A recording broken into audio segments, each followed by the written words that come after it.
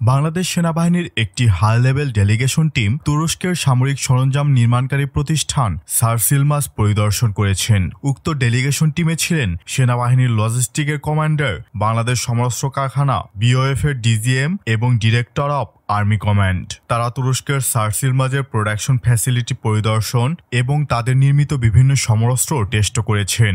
ছবিতে বাংলাদেশ সেনাবাহিনীর delegation team ACR-15টি assault রাইফেলের firing করছেন।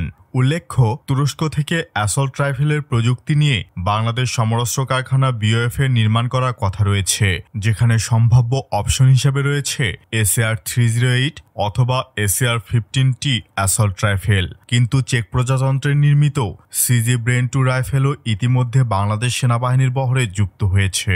তাই বুঝতে পারছি না বাংলাদেশ সেনাবাহিনীর নেক্সট এবং ফিউচার স্ট্যান্ডার্ড রাইফেল কোনটি হতে যাচ্ছে।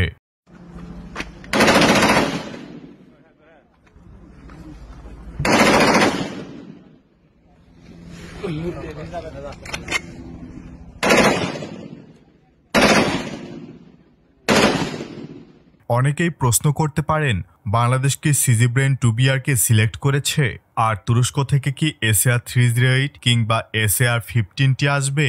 অর্থাৎ বাংলাদেশ কি তুর্কি আর চেক প্রজাতন্ত্রের দুটি অ্যাসল্ট রাইফেলেরই উৎপাদনে যাওয়ার সম্ভাবনা রয়েছে?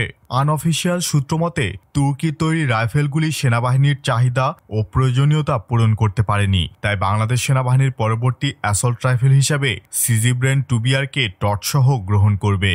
আবার এরকমও হতে পারে তুর্কি আর চেকের দুটো রাইফেলই নিতে পারে। CG-BRAIN-2BR এর পাশাপাশি ACR-308 বা ACR-15টি থেকে একটা নিতে পারে, যেখানে CG-BRAIN-2BR দিয়ে সেনাবাহিনীর টাইপ 56 ব্যবহারকারী রাইফেল রিপ্লেস করবে, আর ACR-308 বা ACR-15টি দিয়ে BD-08 কে রিপ্লেস করা হতে পারে।